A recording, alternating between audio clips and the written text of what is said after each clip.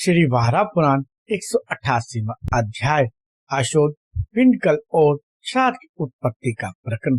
धन्य ने कहा, माधव प्रभु, अब मैं आपसे अशोध संबंधी कर्म को विधिवत सुनना चाहती हूँ।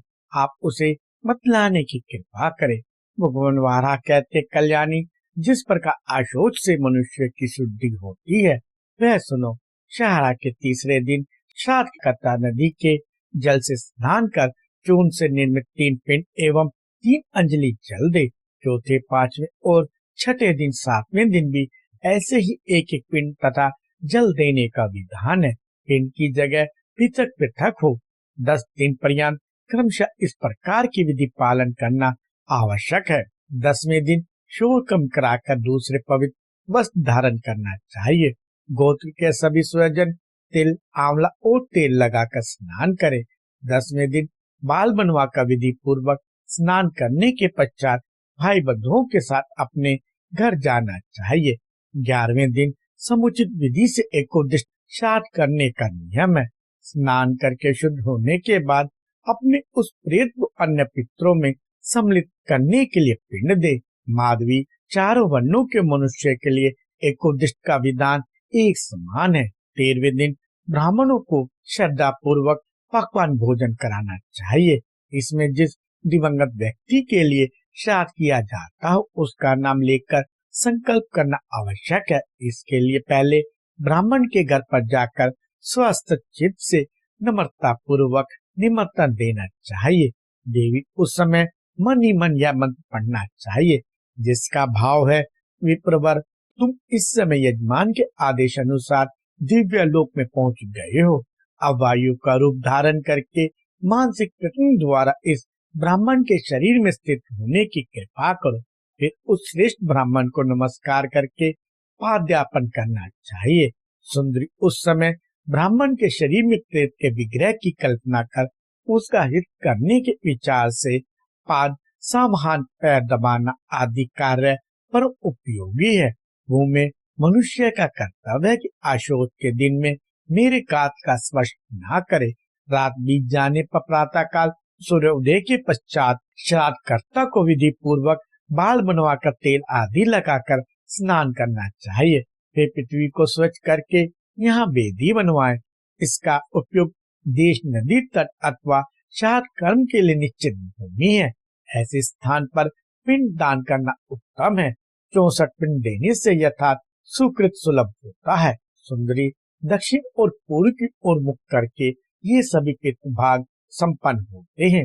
नदी के तट पर वृक्ष के नीचे अथवा कुंजर, पीपल वृक्ष की छाया में भी इस कार्य को करने का विधान है। उस स्थान पर हीन प्राणियों की दृष्टि ना पड़े। जिस स्थान में प्रेत संबंधी कार्य किए जाए वहाँ मुर्गा, कुत्ता, सूकर प्रभृति पशु पक्षियों का प्रवेश या नेत्र दृष्टि निषिद्ध है। उनके शब्द भी वहाँ नहीं होने चाहिए। वसुंधरे, मुर्गे की पाक संबंधी वायु से तथा चांडाल की दृष्टि से युक्त स्थान में श्राद्ध करने से पितृ को बंधन प्राप्त होता है। सुंदरी, इसलिए विवेकी मनुष्य का परम कर्तव्य है कि वे प्रेत कार्य में इनका उपयोग न करें। देवता, दानव, गंधर्व, उरग, नाग, यक्ष, राक्षस, पिशाच तथा स्थावर और जंगम आदि जितने प्राणी हैं वे सभी तुम्हारे पृष्ठभाग पर प्रतिष्ठित हो स्नान आदि क्रियाएं यथावत करते ही रहते हैं। यह सारा जगत भगवान विष्णु की माया का क्षेत्र है। चंडाल से लेकर ब्राह्मण पर्यंत सभी वर्ण के मनुष्य शुभ अथवा अशुभ कार्य करने के लिए स्वतंत्र हैं। भूमि में इसलिए आवश्यकता यह है कि प्रेत कार्य करने के समय पहले स्नान पूर्वक स्थान की शुद्धि करें। भूमि को बिना पवित्र किए श्राद्ध करना अनुपयुक्त है। भद्रे, जगत तुम पर आधारित है और तुम स्वभावतः शुद्ध हो, पर अपवित्र कार्यों के द्वारा तुम्हें दूषित बना दिया जाता है। इसलिए कभी बिना पवित्र के स्थान पर श्राद्ध नहीं करना चाहिए, क्योंकि उसे देवता और पितर स्वीकार नहीं करते। यहाँ तक कि उस उचित स्थान के प्रभाव से उन्हें घोर नरक में गिरना पड़ता है। अतएव स्थान की शुद्धि करके ही प्रेत को पिंड देना चाहिए। माधवी, नाम और गोत्र के साथ संकल्प करके पिंड अर्पण करने की विधि है। यह सभी कार्य पूरा हो जाने पर अपने गोत्र एवं कुल संबंधी सभी सज्जन एक स्थान पर बैठकर भोजन करें। चारों वर्णों के लिए प्रेत निर्मित कार्यों में यही नियम है। देवी इस प्रकार पिंड दान करने से प्रेत लोक में गए हुए प्राणी पूर्णतः तृप्त हो जाते हैं। जो सपिंड मनुष्य पिंड दान नहीं करता किंतु अशोकग्रस्त व्यक्तियों के भोजन में सम्मिलित रहता है, उसका भी शुद्धि आवश्यक है। वह नदी पर जाकर वस्त्र सहित उसमें स्नान करे। यदि वहां जाने में असमर्थ हो तो मानसिक तीर्थ यात्रा करके मंत्रोपार्जन पूर्वक जल के छींटे दे। माधवी उस समय पूर्ण स्वस्थ पुरुष को चाहिए कि ब्राह्मण के लिए अन्न एवं पाद्य अर्पण करे। सर्वप्रथम मंत्र पढ़कर विधि पूर्वक आसन देने का नियम है। आसन के मंत्र का भाव यह है, द्विजवर आपकी सेवा में यह आसन प्रस्तुत है, इस पर विश्राम करें। विप्रवर साथ ही पर प्रसन्न होकर मुझे कृतार्थ करना आपकी कृपा पर ही निर्भर है। जब ब्राह्मण आसन पर बैठ जाए तब संकल्प पूर्वक छाते का दान करना चाहिए। आकाश में बहुत से देवता, गंधर्व, यक्ष, राक्षस एवं सिद्धों का समुदाय तथा पितरों का समाज उपस्थित रहता है, जो अत्यंत तेजस्वी होते हैं। अतः उनसे तथा आतंक वर्षा आदि से बचने के लिए छत्र धारण करना आवश्यक है। वसुंधरे प्रेत का ही तो इस विचार से भी छत्रदान अनिवार्य है। पहले प्रसन्नता पूर्वक प्रेत भाग देना चाहिए। प्रेत किसी आवरण के नीचे रहे, इसलिए भी उसके निमित्त ब्राह्मण को छत्र दान करना पर उपयोगी है। देवता, दानव, सिद्ध, गंधर्व तथा मांसभक्षी राक्षस आकाश में रहकर नीचे देखते रहते हैं।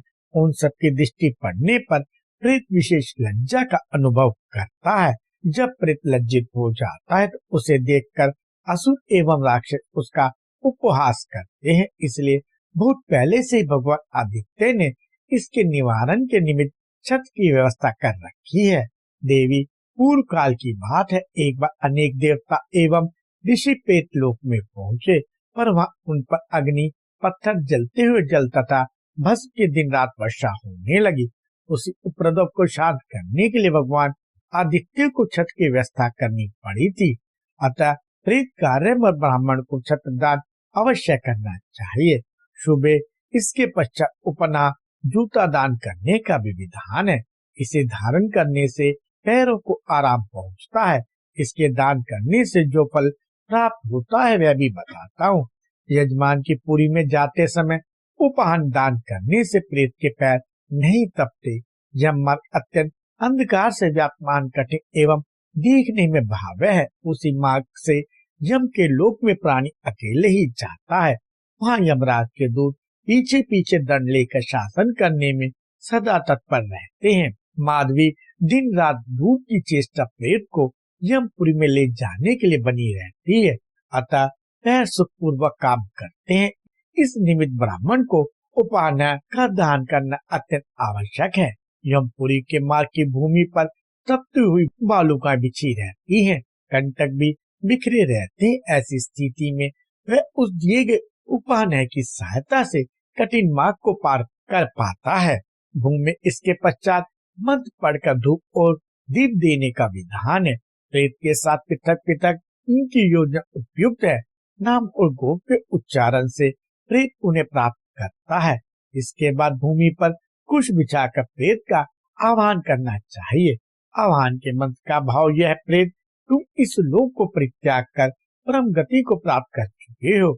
मैंने भक्ति पूर्वक तुम्हारे लिए यह ग्रंथ उपस्थित किया है। तुम प्रसन्न होकर इसे स्वीकार करो। साथ ही विप्रपति कहे, विप्र, मेरे प्रयास से ये सब प्रकार के गंध, पुष्प, धूप एवं दीप प्रेत के सेवा समर्पित है। आप इन्हें स्वीकार करके प्रेत का उद्धार करने की कृपा करें। वसुंधरा, इसी प्रकार प्रेत के निमित्त सिद्ध अन्न, वस्त्र एवं आभूषण भी ब्राह्मण को दान करना चाहिए। माधवी, प्रेत के उपभोग के योग्य अन्य द्रव्य दान करने के पश्चात 3 बार अपने पैर की शुद्धि भी समुचित है। चारों वर्णों को ऐसी ही विधि का पालन करना चाहिए। ग्रहिता ब्राह्मण भी मंत्र का उच्चारण करके ही दातव्य वस्तु ग्रहण करे। प्रेत श्राद्ध में भोजन करने वाले ब्राह्मण को ज्ञानी एवं शुद्ध स्वरूप होना अनिवार्य है। सर्वप्रथम प्रेत के लिए अन्न देना चाहिए। उस समय एक दूसरे का स्पर्श होना निषिद्ध है। उन सभी व्यंजनों की कल्पना प्रेत के निमित्त हुई हो, ऐसा नियम है। सुवर्ते प्रेत के लिए पिंड दान करते समय देवता और ब्राह्मण विभाग पाने के अधिकारी हैं। बुद्धिमान पुरुष को इस बात का सदा ध्यान रखना चाहिए कि ऐसे अवसरों पर मनोचित व्यवहार भी बना रहे। विधि के साथ मंत्र पढ़कर पितृतीर्थ से पिंड अर्पण करना चाहिए। इस प्रकार के कार्य प्रेत और ब्राह्मणों के लिए स्वल्पांतर के समय से होना उचित है। प्रेत कार्य के निवृत्त होकर हाथ पैर धोना और विधिवत आचमन करना चाहिए। फिर मंत्र पूर्वक भक्षण करने के योग्य सिद्ध अन्न हाथ में उठाए। जो ब्राह्मण प्रेत कार्य में सदा से भोजन करता हो, अपनी जाति बंधु एवं गोत्रों में जो भोजन का अधिकारी हो तथा जिसके लिए जैसा उचित हो, उसको समुचित रूप से वैसा ही भाग देना चाहिए। ब्राह्मण को जब कुछ दिया जा रहा हो उस समय किसी को मना नहीं करना चाहिए। यदि कोई दूसरा दान करता हो और कोई दूसरा उसे रोकता है तो गुरु की हत्या जैसे बुरे फल का भागी होता है। यही नहीं, ऐसे व्यक्ति के दिव्य पदार्थ को देवता अग्नि और पितर भी ग्रहण नहीं करते और प्रेत को भी प्रसन्नता नहीं प्राप्त होती है। अतः मनुष्य को ऐसे कार्य करना चाहिए कि जिससे दान धर्म का लोप ना हो सके।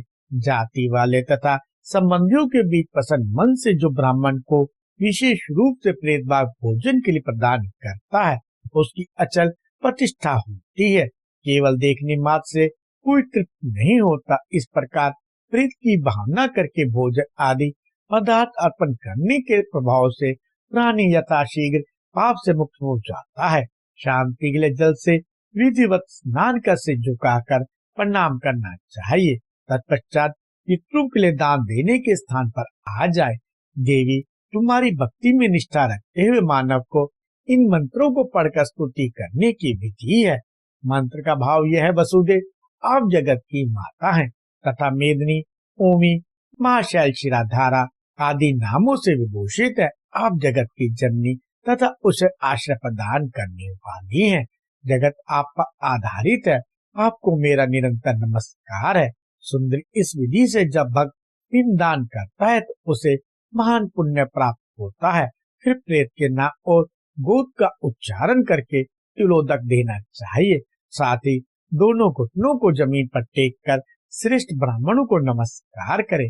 मन पूर्वक अपने हाथ से ब्राह्मण का हाथ पकड़कर उठाए और उन्हें शैया पर बैठाकर अंजन आदि वस्तुओं को अर्पित करें। कुछ क्षण तक वहां विश्राम करके निवाब श्राद्ध स्थान पर आ जाए और गो की पूंछ पकड़कर ब्राह्मण के हाथ में उसका दान करना चाहिए। गुल्लर की लकड़ी से बने हुए पात्र में काला तेल और जल लेकर द्विजाति जन सौरभ्य सर्विता इस मंत्र का उच्चारण करे। मन से जब जल की शुद्धि हो जाती है तो उसके उपयोग से संपूर्ण पाप नष्ट हो जाते हैं। इसके बाद प्रेत का विसर्जन करके ब्राह्मण को दान देना उचित है। अंत में अपसव्य रूप से काक बलि देनी चाहिए। इसके बाद प्रेत के लिए बने हुए पदार्थ से चींटी आदि प्राणियों के लिए भी सम्यक प्रकार से बलि देकर तर्पण करने की विधि है। माधवी, सब लोग भोजन कर ले। इसके बाद अनाथ और गरीबों को भी संतुष्ट करना चाहिए। इससे वे यमपुरी में जाकर मृत प्राणी की सहायता करते हैं। सुंदरी, अनाथों को दिया हुआ संपूर्ण अन्न अक्षय हो जाता है, अतः प्रेत का संस्कार अवश्य करना चाहिए। इस प्रकार चारों वर्णों के लिए निमि, प्रभृति आदर्शेषु एवं स्वयंभू आदि वर्णों ने सब प्रकार से शुद्ध होने के नियम प्रदर्शित किए हैं, अतः इससे पुरुष शुद्ध होता है, इसमें कोई संदेह नहीं। प्रेत संबंधी कार्य में धर्म पूर्वक संकल्प करने की विशेष आवश्यकता है। आत्रेय ने भी कहा था, पुत्र तुमने जो प्रेत कार्य किया है और इसके विषय में भय का अनुभव करते हो, यह कार्य अनुचित है। यह प्रसंग मैं नारद के सामने विस्तार से व्यक्त कर चुका हूँ। पुत्र, तुम्हारे लिए मैं एक यज्ञ की प्रतिष्ठा कर देता हूँ। आज से लेकर यह यज्ञ अखिल जगत में पितृयज्ञ के नाम से प्रसिद्ध होगा। बस अब तुम जा सकते हो। शोक करना तुम्हारे लिए अशोभनीय है। ब्रह्मा, विष्णु और शिव के लोक में रहने का तुम्हें सुअवसर मिलेगा, इसमें कोई संशय नहीं। इस प्रकार पितृ संबंधी कर्म का वर्णन करके आत्रेय मुनि ने निमि को आश्वासन दिया। अतएव तीसरे, 7वें, 9वें, 11वें मासों में सामांतरिक क्रिया का नियम चल पड़ा। इन मासों में पिंडदान की विधि बन गई है। प्रेत का यह कार्य पूरे 1 वर्ष में पूर्ण होता है। कितने प्राणी इस लोक से जाते और जाकर बहुतों को अन्य लोक में भी पहुंचना पड़ता है। पिता, पितामह, पुत्र, वधु, स्त्री, जाति वाले, संबंधी जन और बंधु एवं बांधव, इन बहुसंख्यक प्राणियों से संबंध रखने वाला यह संसार स्वप्न के समान मिथ्या और सारहीन है। किसी की मृत्यु हो गई हो तो उसका स्वजन कुछ समय रोता है और फिर मुंह पीछे कर लौट जाता है। स्नेह रूपी बंधन से प्राणी जकड़ा हुआ है, फिर आधे क्षण में वह स्नेह बंधन कट भी जाता है। किसकी कौन माता, किसका कौन पिता, किसकी कौन स्त्री और किसके कौन पुत्र हैं, प्रत्येक युग में इनके संबंध होते टूटते रहते हैं। अतः इन पर कोई आस्था नहीं रखनी चाहिए। संसार मोह की रस्सी में बंधा है। मित्र व्यक्ति के लिए संसार की विधि श्रद्धा एवं स्नेह पूर्वक की जाती है, इसलिए उसे श्राद्ध कहते हैं। माता, पिता, पुत्र और स्त्री प्रभृति संसार में आते और चले भी जाते हैं, अतः वे किसके हैं और किससे संबंध है। मृत प्राणी के प्रेत संस्कार संपन्न हो जाने पर वह पितरों की श्रेणी में सम्मिलित हो जाता है। फिर प्रत्येक मास की अमावस्या तिथि के दिन उसके लिए तर्पण करना चाहिए। ब्राह्मण के मुख में हवन करने से अर्थात ब्राह्मण को भोजन कराने से पितामह एवं परपितामह सदा के लिए तृप्त हो जाते हैं। पितृयज्ञ के प्रतिनिधि अत्रेय मुनि ने इस प्रकार की निश्चयात्मक बात बताकर कुछ समय तक भगवान श्री हरि का ध्यान किया और वहीं अंत ध्यान हो गए। नारद जी कहते, मुने, हमने अत्रेय के लिए जो संस्कार संबंधी बात बताई है और तुमने उसका श्रवण भी किया है, वह प्राय 4 वर्णों से संबंध रखता है, अतः उसे विधि पूर्वक करना चाहिए। तभी से तब के परम धनी विष्णु के द्वारा प्रत्येक मास की अमावस्या के दिन न्याय के अनुसार यह पितृयज्ञ होता आ रहा है। नेमी द्वारा निर्दिष्ट यह यज्ञ जातियों को मंत्र सहित और शूद्र वर्ग को बिना मंत्र पढ़ने करना चाहिए। यह विधि है, तब से इसका नाम नेमी श्राद्ध पड़ गया और द्विजाति वर्ण के प्राणी सदा इसे करते आ रहे हैं। महाभाग, तुम मुनि गणों में परम प्रतिष्ठित हो, तुम्हारा कल्याण हो। अब मैं जाना चाहता हूँ। माधवी इस प्रकार कहकर नारद मुनि अमरावती के लिए प्रस्थान कर गए।